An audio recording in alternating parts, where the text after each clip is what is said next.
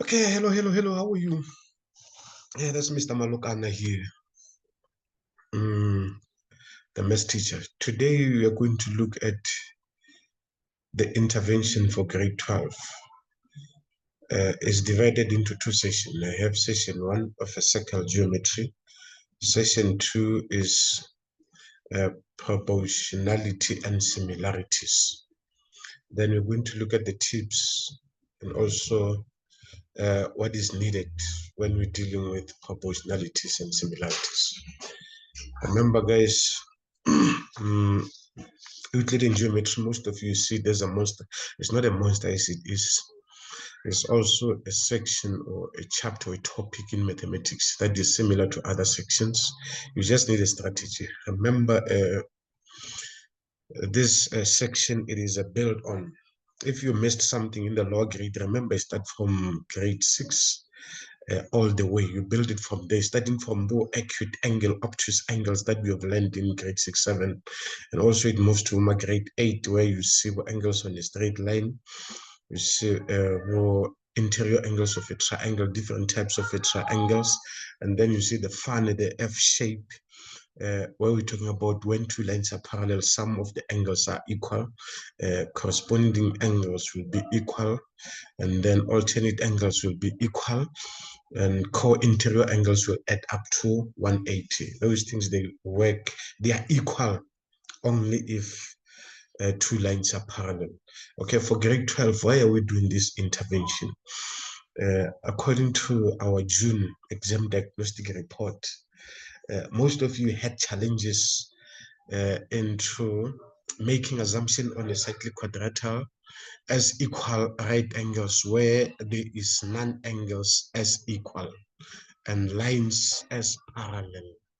You see, those are the mistakes that we've made. We look at those mistakes and then we thought that it will be advisable to do an intervention of this topic called Euclidean geometry, because it also contributes plus or minus 40% of grade 12 paper 2, 40 marks of paper 2.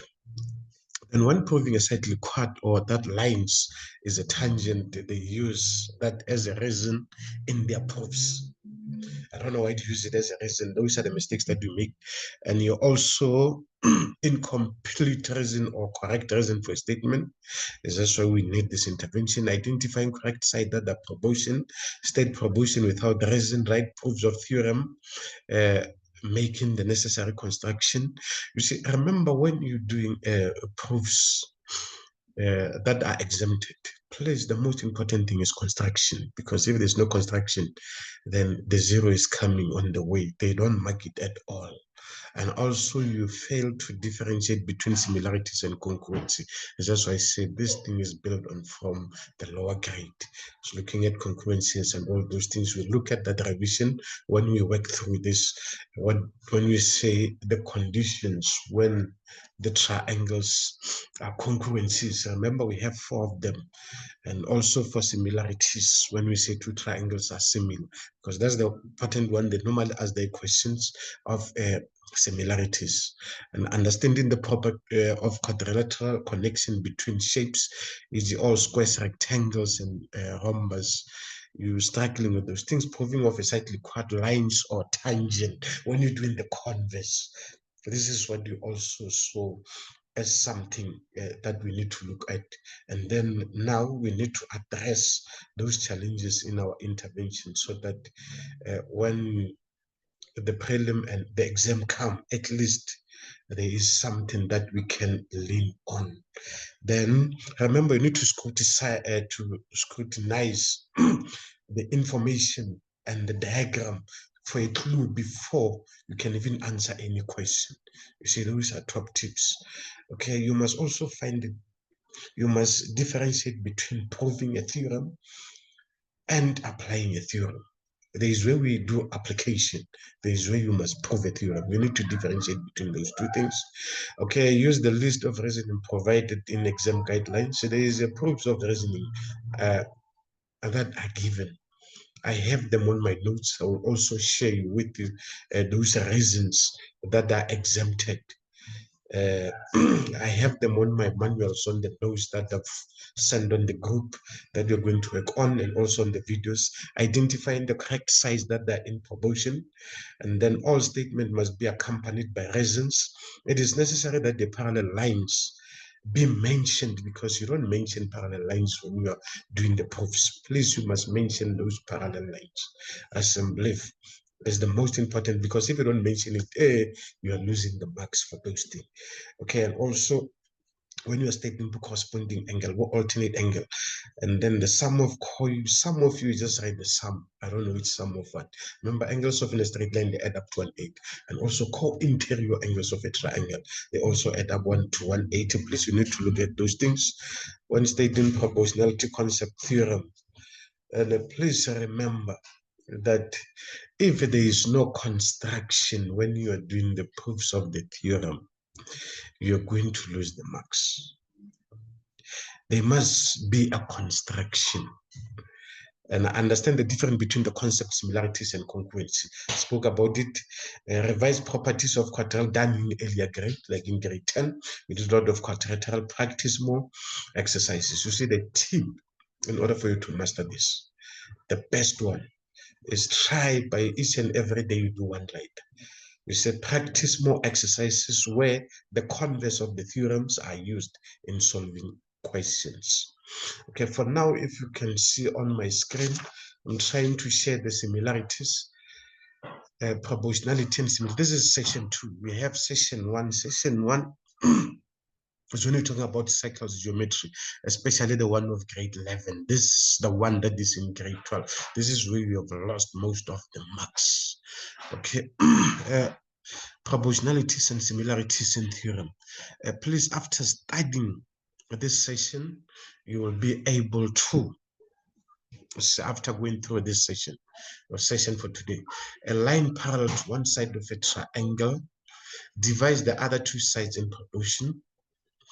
The midpoint theorem as a special case of the converse of the theorem, that the equiangular triangles are similar.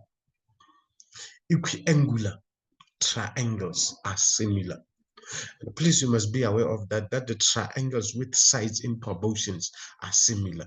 If the corresponding sides of two triangles are improper, then the two triangles are similar. If two triangles are similar, their corresponding sides are improper. And also the theorem of Pythagoras by similar triangles. Okay, then we're going to look at the first one here, proportionality theorem. The definition of proportionality theorem. The definition of proportionality theorem.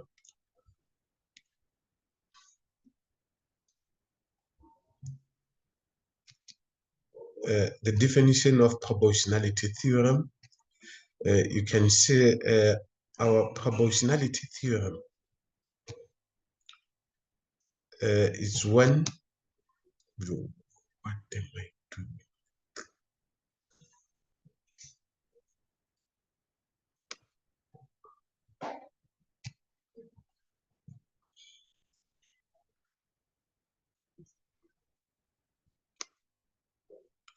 Okay, the definition of proportionality theorem. A ratio describes the relationship between two quantities which have the same units. X is 2 or X over R. This is, we use the columns, or you can use the fraction, which is X is 2. Okay, note, if two more ratios are equal to each other, then we say that they are in the same proportion.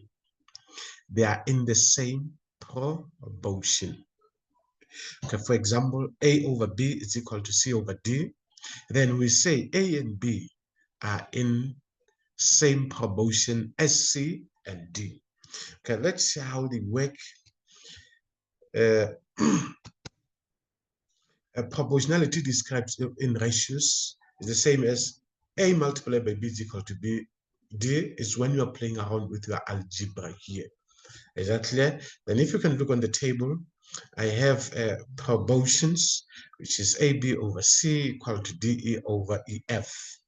Reciprocal proportion, it will be BC over AB. You should just do a reciprocal or cross multiplication. This is when we're talking about these things of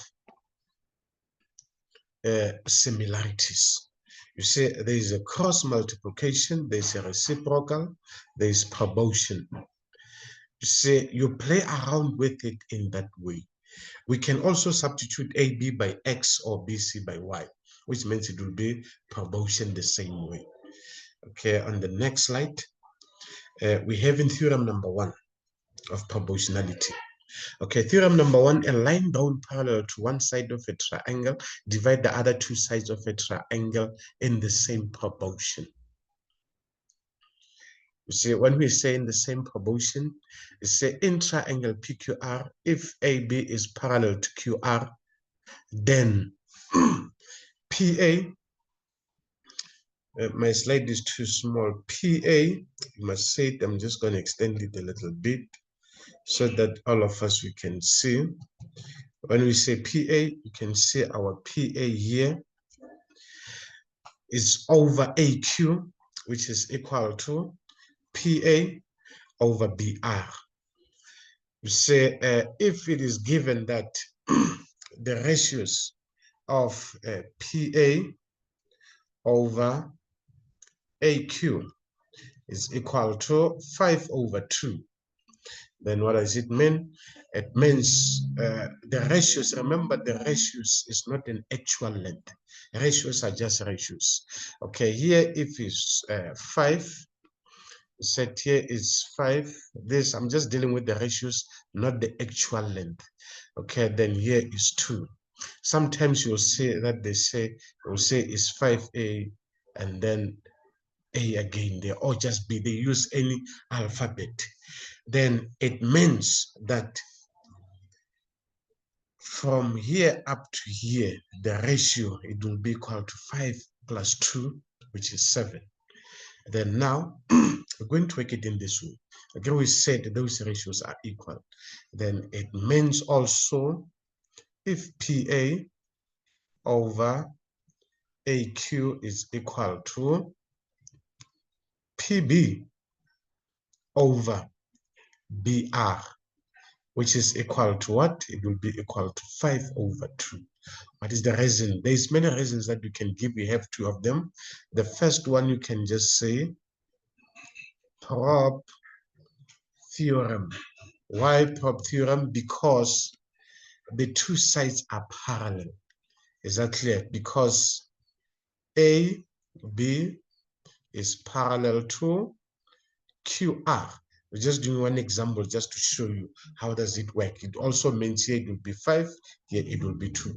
Exactly. It's when we're talking about proportionality. When if 2 lines, or you can say line parallel one side of a triangle. That's the other reason that you can use line parallel one side of a triangle.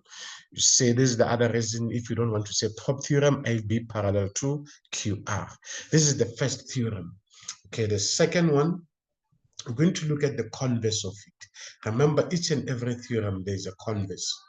Okay, the converse here, it says, if a line divides two sides of a triangle in the same proportion, then the line parallel to the third side of a triangle. What does it mean? It means if this line here, it divides these two sides in the same proportion.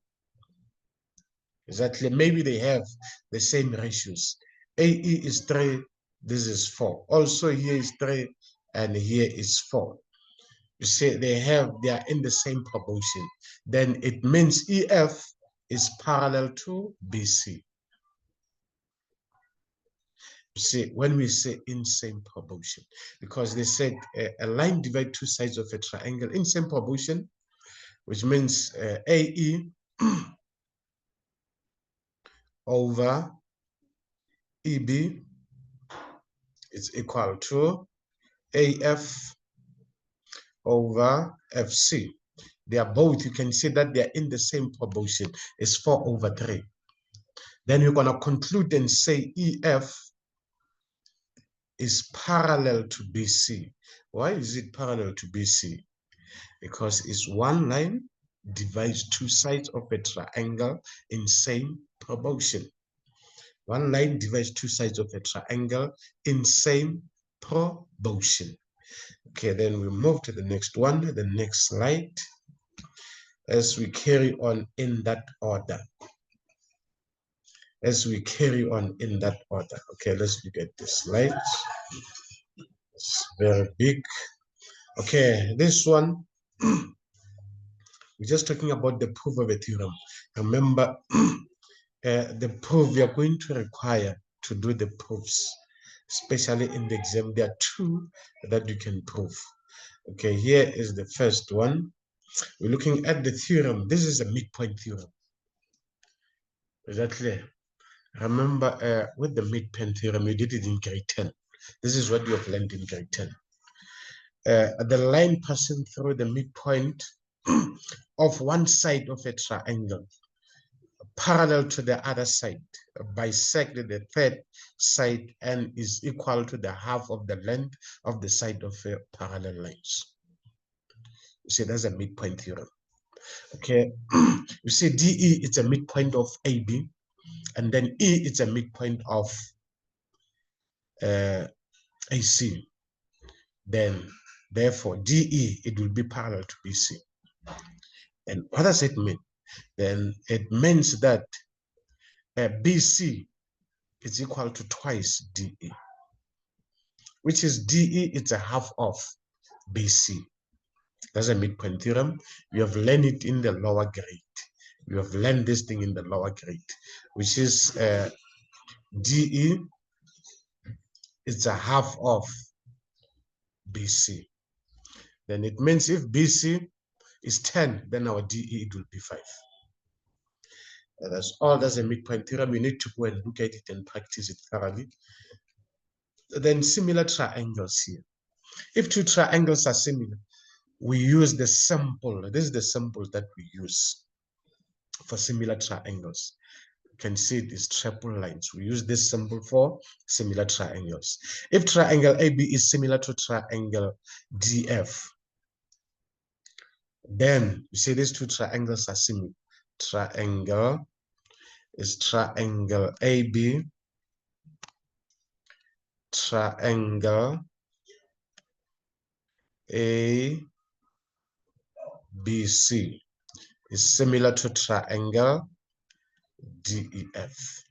If they're similar, then their corresponding sides are improper.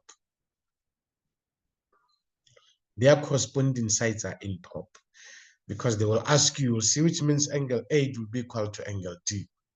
Then you will see it. Then angle B here, it will be equal to angle E. Then angle C here, it will be equal to angle, which is equiangular. So you'll give that reason when you are working with it. Then it means their corresponding sides are improper. This sides and this sides, you look at the angle. Their corresponding sides are in proportion. You can see when I'm talking about those sides. They are in prop. Their corresponding sides are in proportion. Here they are, which is AB over DE is equal to BC over EF, AC over DF. If they say supplies with a reason, why do you say that these corresponding sides are in prop? The reason is similar triangles. Similar triangles, because triangle ABC is similar to triangle DEF. Okay, let's move to the next one. Looking at the time is not on our side. Okay, this theorem is also required in the exam. It's exempted, which means you must know how to prove this triangle. If two triangles are equiangular, then the corresponding sides of the two triangles are in the same proportion. Therefore, the two triangles are similar. Then this is the proof that you're going to use when you're doing the proofs. Remember, the most important thing, we're talking about construction. Is that clear? On AB mark of AG equal to blah, blah, then you take this one, you draw it here. This, you must draw it inside and then start using congruency and all those things to do your proofs. SS, when you know congruencies, everything, it will be fine with you. Okay, the next one, we move to the next page. Okay, here the following proofs of theorems are exempted.